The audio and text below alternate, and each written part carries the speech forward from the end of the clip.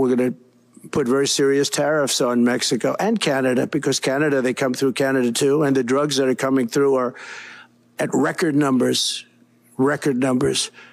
So we're going to make up for that by putting tariffs on Mexico and Canada, substantial tariffs.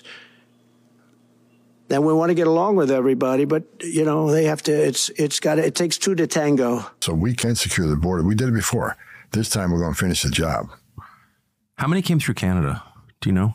I don't have it off the top of my head, but I know the number, depending on what sector you look at, is 600 to 800% increase on the northern border. When President Trump said tighten up the border, we listened. We put 10,000 troops on the border. We have fixed wing aircraft and helicopters and drones. It's difficult for me to give numbers for all the country, but there are approximately 10,000 people working for CBSA to improve security at the border. Présentement, lui, il l'est pas, mais à l'agence, on a des chiens qui sont formés pour le fentanyl. Alexa Lavoie for Rebel News, and today I'm at the Stansted Port of Entry in Quebec, where a media opportunity was held alongside a demonstration of the method used by border agents to detect drug, weapon, and other illegal contraband smuggling. We were welcomed by Michel Bégin, Director of the Eastern Border District of Quebec, and also attended a demonstration with a K9 unit. I will now take you through what we observed. Au niveau de nos opérations comme telles, les volumes n'ont pas nécessairement changé, le type de clientèle non plus. C'est sûr que depuis la semaine dernière, on applique les tarifs. C'est nos agents qui ont cette responsabilité-là, mais ça fait partie du travail habituel de nos agents de procéder à ce niveau. The first demonstration focused on vehicle search. Comme vous pouvez voir, l'agent peut par la suite accéder sous le véhicule, vérifier au niveau des parois, puis aller chercher l'information. C'est vraiment, on est dans un examen où on a des indices qui nous portent à croire que l'examen doit être approfondi davantage. Donc, ce n'est pas tous les véhicules qui aboutissent ici. On parle vraiment de faible pourcentage par rapport à l'ensemble des examens secondaires qui sont effectués. L'ensemble de tout ça, ça peut être dans le discours, ça peut être dans le visuel, ça peut être de l'information qu'on a au préalable, ça peut être des éléments qu'on a identifiés dans la fouille initiale du véhicule. On commence à fouiller, ou à vérifier les systèmes, on se rend compte que dans le bagage, il y a d'autres systèmes qui nous amènent à douter de certains éléments. Pour en avoir la carnet, on peut faire des analyses plus poussées à ce moment-là. Souvent, c'est un peu la construction d'un code, d'un examen qui nous amène à arriver ici. Donc, c'est l'addition de plusieurs éléments, l'évaluation du risque, l'évaluation des risques de contrebande qui vont nous amener à pousser davantage dans l'examen. Then we watched in action the K9 unit dog used to detect illicit substances in cars. Mais pour eux, c'est la même chose, c'est un jeu. C'est un jeu de cachette. On les a formés pour trouver quelque chose qui est caché. Et dans les drogues, il y a une quinzaine d'odeurs qui est formé à trouver, et il va être capable de trouver aussi tout ce qui est arme à feu, autant par la poudre des armes ou les solvants ou les huiles utilisées pour lubrifier les armes à feu. Dans le fond, lui, c'est un nouveau chien, il n'est pas formé présentement pour le fentanyl. Par contre, ajouter une odeur à un chien avec un maître chien d'expérience, on parle d'une journée.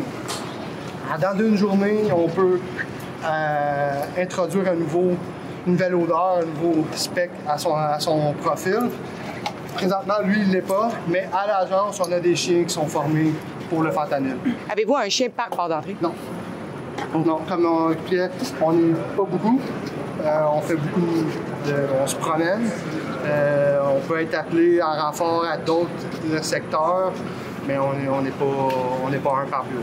Les utilisez-vous beaucoup entre les ports d'entrée? On n'a pas le mandat entre les ports d'entrée. En quel honneur? Vous n'avez pas de mandat? C'est la GRC. OK. C'est bon. Le mandat entre les ports d'entrée, c'est le mandat de la GRC uniquement. L'Agence des services frontaliers du Canada ne travaille pas entre les ports d'entrée. Notre mandat est exclusivement qu'est-ce qui passe au point d'entrée. Est-ce qu'on pourrait vous le donner, le droit? Est-ce que c'est inscrit dans la loi comme quoi que vous pourriez avoir le mandat? Ça, je peux pas répondre. Finally, agents showed us how they use X-ray technology to inspect vehicles. So that's the inside of the tire after you scan it. It's basically what we call non-intrusive examination. Qu'est-ce qu'on va revoir, nous, c'est un rayon qui marche par densité. Fait qu'on va voir des masses différentes. Si quelqu'un aurait mis des paquets de drogue, par exemple, ben, je pourrais voir vraiment les paquets qui sortiraient. Chaque densité est différente. L'air va avoir une densité différente. Avec l'expérience, nous, on est habitués de voir les densités qui sont différentes. Plus qu'on l'utilise, plus qu'on devient meilleur aussi. Alors, on voit ces choses-là.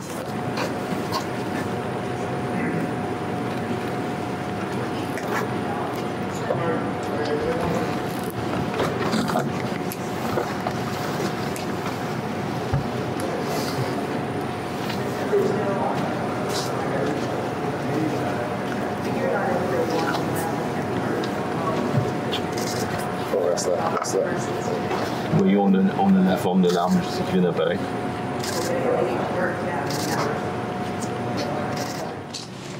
L'appareil marche par densité.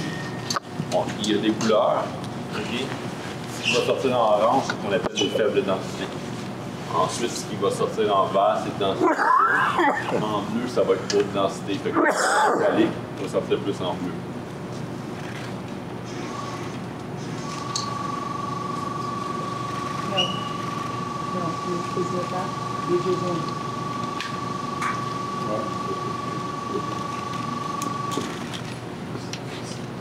Là, j'ai l'image de mon bagage. Je peux agrandir mon image.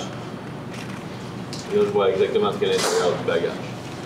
Okay. Au lieu de tout enlever, je pourrais voir l'identité. On parle de orange, c'est de faible densité. Ça va être ce qui est plus organique. Des vêtements, de la drogue va sortir organique. Ce qui est métallique, un arme à feu va sortir plus en bleu métallique. Si j'ai vraiment quelque chose de vraiment dense, il va me sortir en noir. Si j'ai quelqu'un qui veut vraiment me cacher l'image, qui me met du plomb partout, je verrai rien. Mais ça m'inquiète, je ne peux pas poser rien voir. Alors c'est certain que ce bagage-là va m'intéresser plus si je ne suis pas capable de voir à l'intérieur. Avec un pneu de secours. Est-ce qu'il y a quelque chose de caché dans le pneu? J'espère. Mais vous allez voir, c'est pas évident. On le fait pas évident justement pour entraîner l'œil des agents. Si on le fait trop évident, on peut manquer des choses. Si vous voyez, ma densité devrait être égale partout parce que c'est supposé être de l'air dans un pneu de secours. Si je regarde ici, un œil avisé va voir qu'il y a quelque chose de caché. Je pourrais m'amuser à aller en noir et blanc et jouer avec mes fonctions pour voir les marchandises d'appareil. Vous voyez si la densité est différente. C'est ce qui me permet de voir que quelque chose dans le secours. Although I wanted to ask questions about the collaboration between the RCMP and border agents, as well as operations conduct between official entry point, today's designated spokesperson carefully avoided answering them. Je pense que c'est important de mentionner que l'Agence des services frontaliers a le mandat de faire respecter la loi au point d'entrée. C'est la GRC qui s'occupe de gérer la frontière entre les points d'entrée. Mais un point qu'il ne faut pas oublier non plus, c'est que les autorités américaines travaillent en collaboration avec les autorités canadiennes sur une base quotidienne et c'est des relations qu'on a depuis des années et qui sont toujours très solides. As you will see, this demonstration today seems like more a smoke show meant to reassure the public about border security efforts. However, the real issues mainly occur between official entry point. And on that front, we received very few answers. Yet, I ask essential question like, how was the $1.3 billion in government funding allocated? It's pretty early to determine exactly where the money has been spent. Here at CBSA, we're trying to improve the way we do things. We have personnel at the borders, and we want to improve the way we control the border. We've been very good so far in performing the work or the mandate of CBSA, and we'll try to continue to do so in the future. And there's going to be investment, there's going to be improvement, but it's kind of early for us to resume or to make any conclusion at this point. Why are not customs officers authorized to operate between entry points, even though the law permits it? The mandate of CBSA is to perform control at ports of entry, and in between ports of entry is the responsibility of the RCMP, and we concentrate ourselves to our mandate at the ports of entry for the moment. Why has the illegal influx of migrants not been classified as an irregular immigration movement, which would grant border agents greater authority? As CBSA, we implement legislations at the border with the legislation in place, with the procedures in place, and we try to make the best out of the situation we have right now. We perform control at the border. We make sure that each and every individual that is processed here at the border respect the legislation in place and is admissible to enter Canada. And we concentrate on our mandate at the border, and we try to do it as best as we can. And finally, what is the truth behind Ontario Premier Doug Ford claims that 10,000 troops have been deployed to the borders? When President Trump said tighten up the border, we listened. We put 10,000 troops on the border. We have fixed wing aircraft and helicopters and drones. It's difficult for me to give numbers for all the country, but there are approximately 10,000 people working for CBSA to improve security at the border. What are their role or functions exactly? I can't specify.